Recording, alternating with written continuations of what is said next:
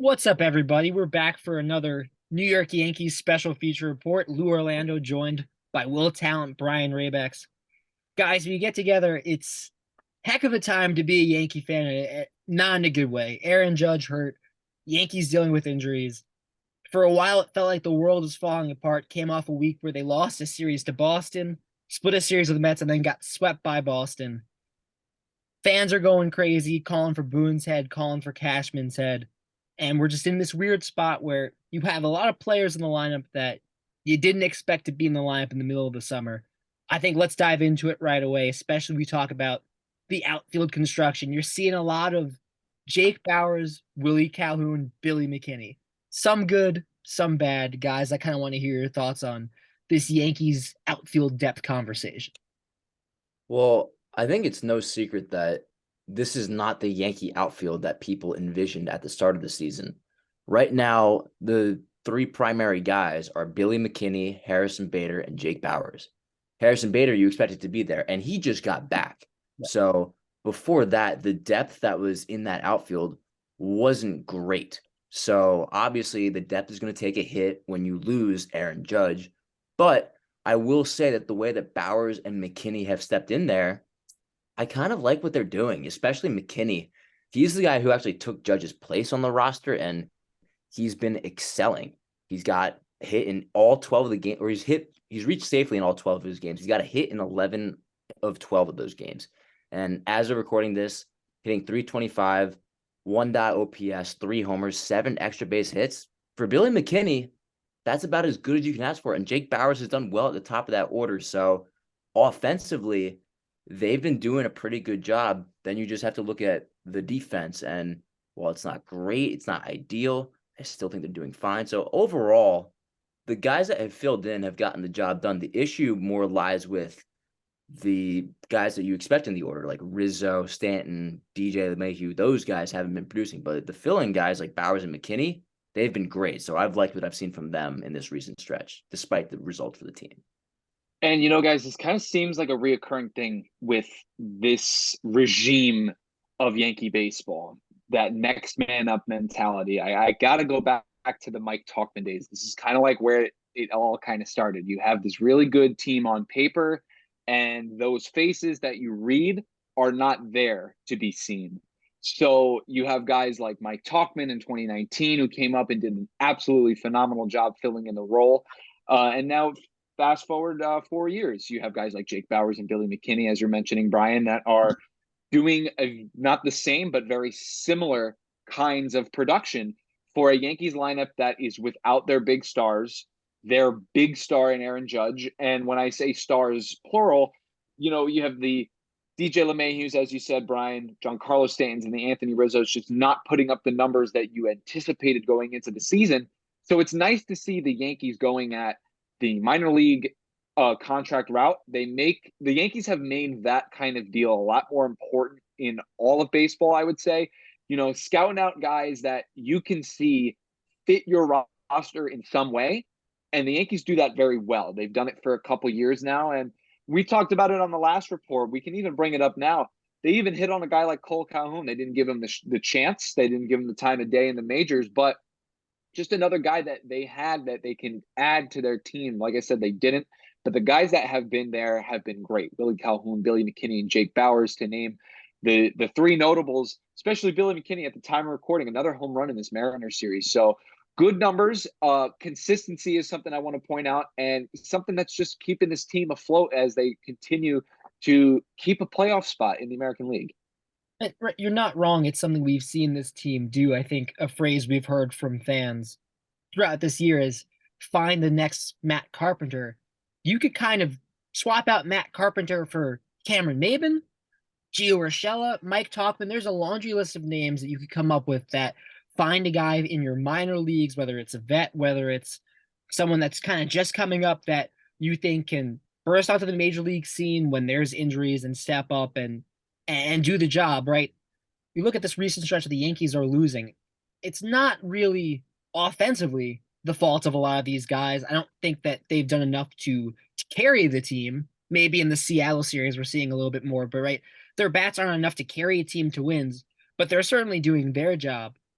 I don't know about defensively, and I think this whole equation changes with Bader back. Bader in center field makes the outfield defense so much better. But when you had Bader and Judge out, you had these tough combinations of outfields where your pitching was getting hurt by the lack of coverage you had in the outfield. Some of the balls that you were watching get dropped, right? Mets series, Boston series, so many plays where you're watching Bauers out there, and even you watch McKinney get turned around, and you go, those guys don't look comfortable in the outfield all the time. How big of a concern is this from your perspective as for the Yankees? This is a team that last year prioritized defense. Well, I think with the defense, a lot of it's not necessarily these guys are doing an awful job and they're not making the plays, but obviously when you bring up the Mets series and there are a couple balls that fell in those games, it's just that, yeah, great defenders like Harrison Bader and Aaron Judge probably catch those balls. But overall, the defense, I think people are kind of overstating how bad it is. I actually think it's been pretty solid for the most part. Now, I know Bauers has had his flaws, but I've seen improvement over the last couple of months. So he's made a couple of nice plays recently, and I think he's a serviceable right fielder. He's obviously not Aaron Judge, but no one's really asking him to be. And then Billy McKinney's made some really nice plays out there, and he provides a lot of versatility that the Yankees really like. He can play left, he can play center, he can play right. So he can do a lot of great things. And now that you have Harrison Bader back, that's going to help the outfield defense a lot. So I think, yeah, you alluded to it, Lou, that there are a lot of concerns of the defense without Bader, but now with Bader there, I think they're in a good spot overall. I mean, right, like I got a couple. Bader's a game changer. Bauers hasn't even been like an average MLB outfielder. The metrics are below average defensively. We're not even talking about Willie Calhoun because they don't want to put him in the outfield. Right. And Calhoun's kind of the silent one of this three where the bat's not doing it the way it is for McKinney or Bauers. I'm giving leash to McKinney, right? He's an outfielder. Jake Bauers came up as an infielder. Willie Calhoun is basically a DH, right? These are guys that haven't been expected to play outfield, and now you're asking them to do it. But the product hasn't been great. I don't know how much of a leash I give Jake Bauers in the outfield. I don't see him as a legitimate option in the playoffs in terms of a guy that can play left field in games that really matter.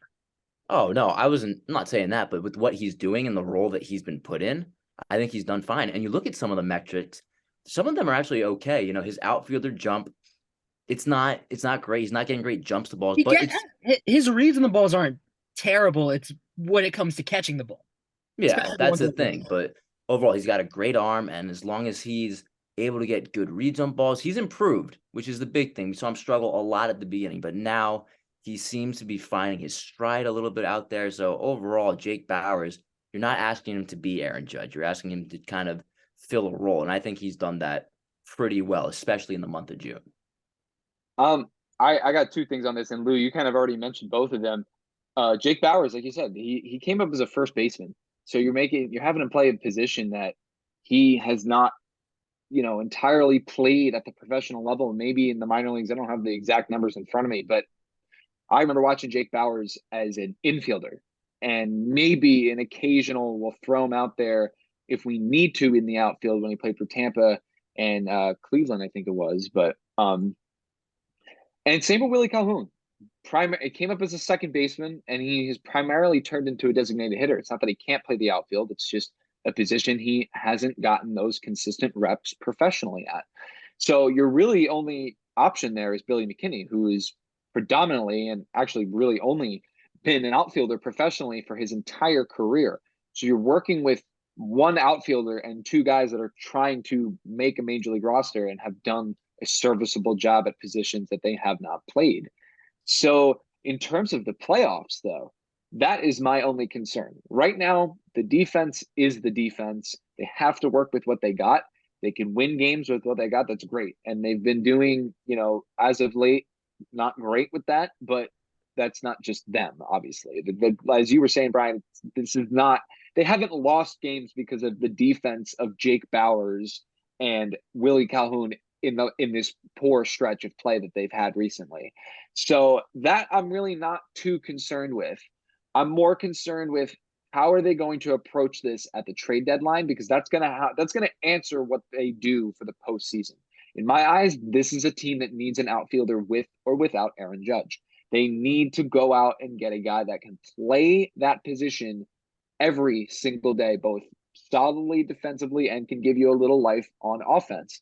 That's for a further topic, but for the defense right now, it's fine. Your main concern has to be if this team makes that playoff push, this is not the kind of alignment that you want. Sure, Jake Bauers, he hasn't looked lost out there, but there have been times where I've seen him take routes to balls that I sit there and I'm like, wow, where is he going? But then you have to reel it back in and say, he just never plays this position. He's never really played this position before. So the fact that he's out here and producing is just a plus in its own. So I think, in terms of competition and, where they want to be overall and where they want to end up ultimately, that's going to be answered at the trade deadline. Those are questions for July. They just need to get through June and then a little bit of July.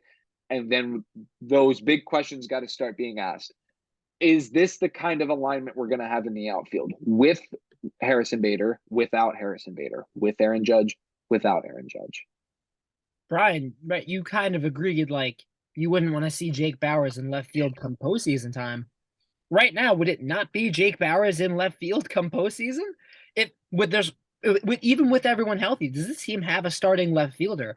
Right, I think at the start of the year was Oswaldo Cabrera. He's down in AAA right now, and you kind of think back, and I think we knew this conversation was going to roll into this, where you kind of look at some of the Yankees that they've let go. Most recently, it's Aaron Hicks, who went from a 48 OPS plus with the Yankees and 76 plate appearances to gets picked up with the Orioles, 63 plate appearances. He's 1.OPSing.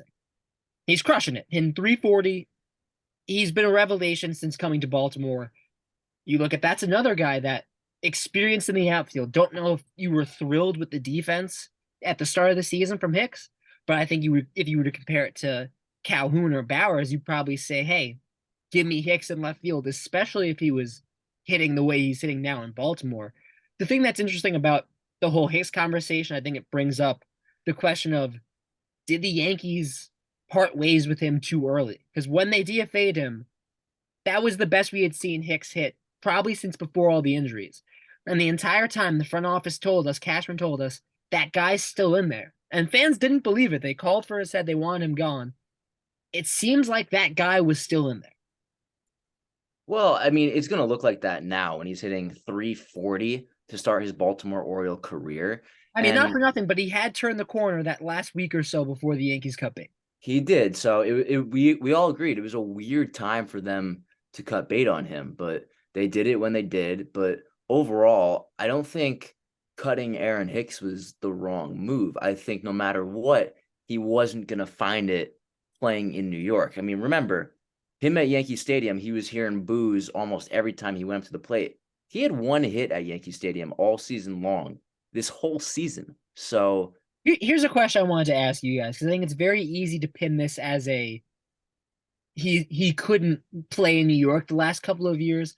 Do you think the struggles were connected with the boos, or do you think it was the fact that he was the fourth outfielder and was getting benched in favor of Willie Calhoun, Oswaldo Cabrera, wasn't getting the reps? Once he got the reps, kind of started to hit a little bit. Is it more about playing time, or is it both? It's a combination of both, I feel like. Yes, the boos, baseball is a very mental game, so I'm sure it's not great hearing 40,000 fans booing you and knowing that's coming if you don't get a hit. So that's obviously not great to deal with. But I've watched a lot of Hicks's interviews since going to Baltimore, and one of the things that he says is really nice is that from the get-go in Baltimore, he's been able to play every single day. Now, did he earn that at the end of his time with the Yankees? No, he wasn't great. But now in Baltimore, he's able to fill a role there with Cedric Mullins injured, and he's done great. So I think it's a combination of both. I think in the case of Hicks and many others, yes, it was tough playing in New York, but the playing time also, I think, is a big reason why he's excelling, and he just wasn't getting that playing time. It just wasn't realistic for him to get that playing time still in pinstripes with the Yankees. I just want to say, too, I got the game, the Yankees-Mariners game from Wednesday night of recording turned on right now. Willie Calhoun just got hurt.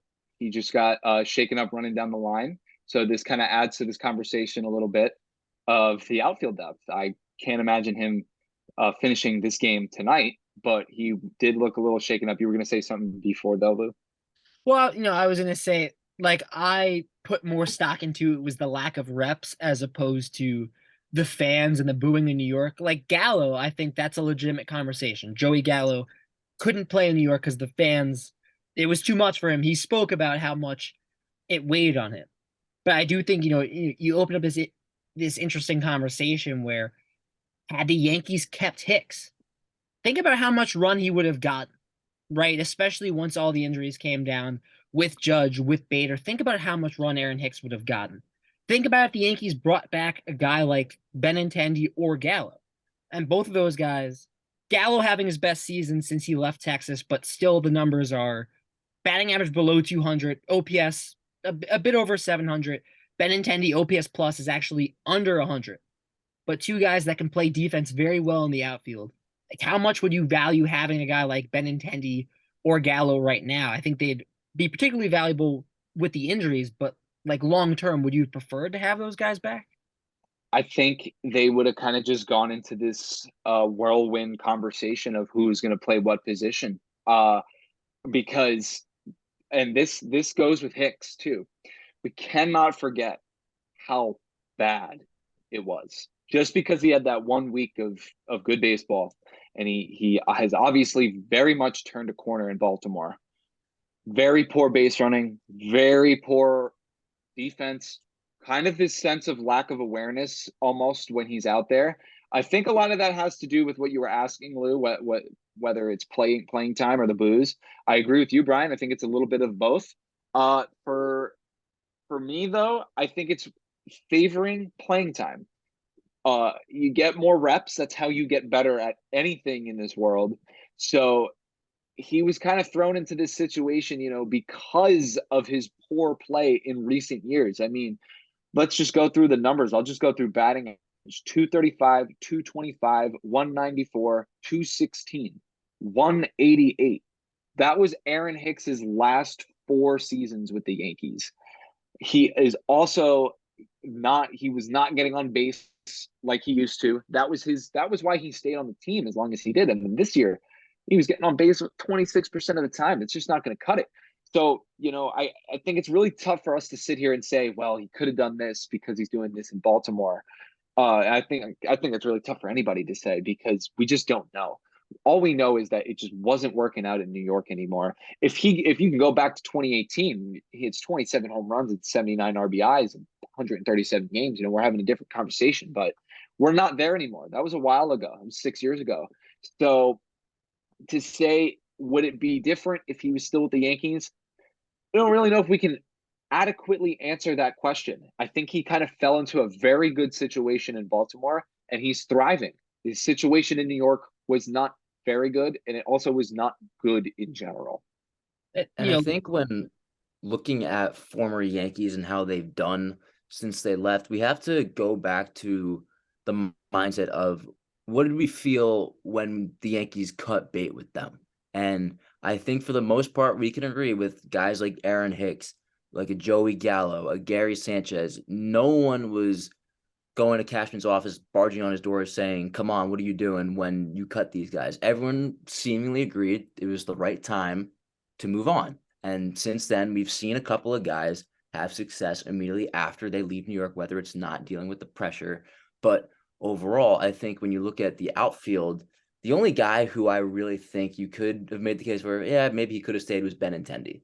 Benintendi did well with the Yankees, and Yankees wanted to sign him. They pursued him in free agency. The White Sox went to a 5th year. The Yankees weren't willing to do that, so he ended up going to Chicago. But he hasn't really produced that much in Chicago too. But his defense does provide a lot more certainty than I think a Jake Bauers or a Billy McKinney does. So I think that when you look at the former Yankees, there are some that have done well, but for the most part, I think the Yankees made the right decision to move on from a lot of them. And for now, the Yankees are just going to have to work with what they have. They have good in Bauers and McKinney, so that's just what they're going to have to do going forward.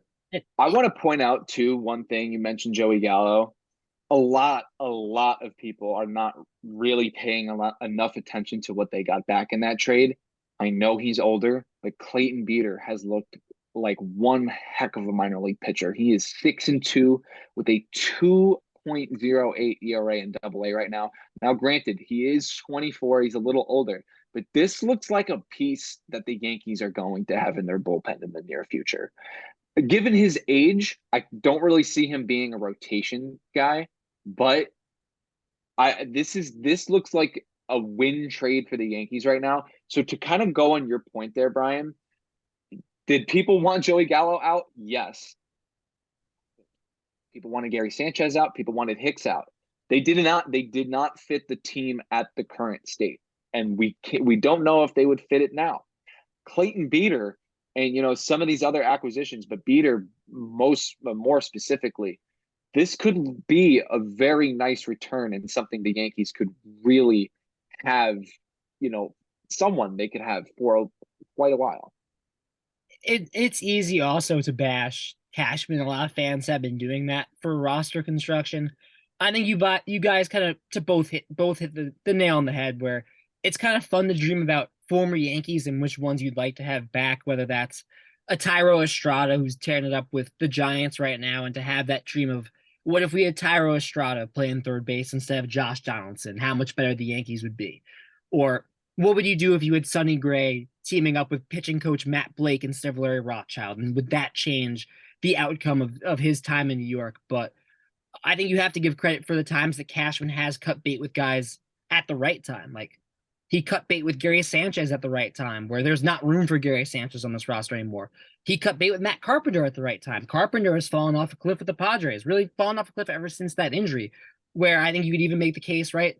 Gallo, Benintendi, if you look at them statistically, cut bait with them at the right time. You can have the conversations about the defense, but feels like they cut bait at the right time.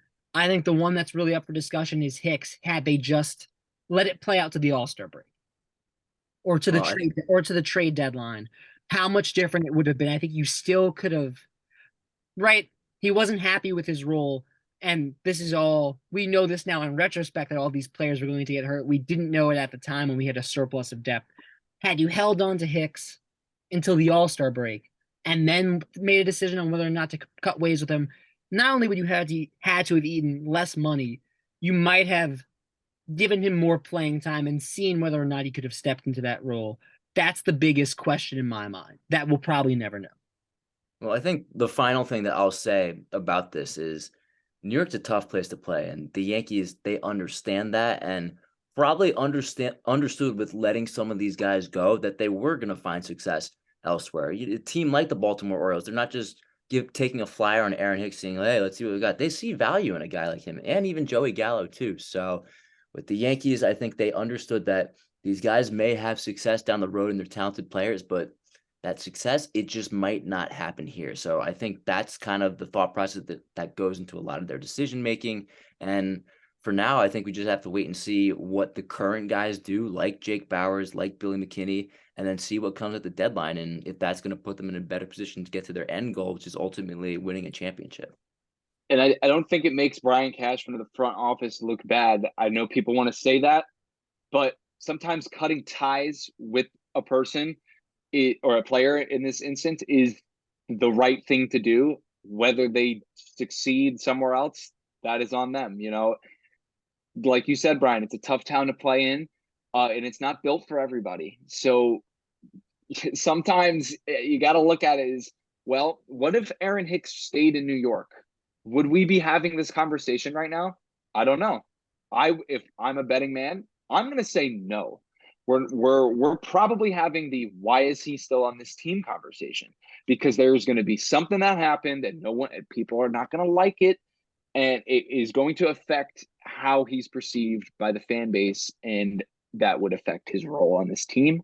So it's just sometimes you scratch your head at some of the moves that they make, but in reality, it's you just got to know when it's time to get them out of New York, because they just don't fit what they have going on anymore, and they will succeed somewhere else if they can just get a change of scenery. It is important to remember Jake Bauers has been hitting the cover off the ball. Same thing with Billy McKinney, where it's hard not to be happy with the production that you've gotten from them. And you do wonder, somewhere down the line, they might play a bigger role in the Yankees trying to pick up some games and make the playoffs this season. I think that'll do it for us today. It was fun to kind of talk about the outfield depth, talk about some former Yankees, but that'll just about wrap it up. For Brian Rabacs, Will Tallant, I'm Lou Orlando. This has been a production of WFUV Sports.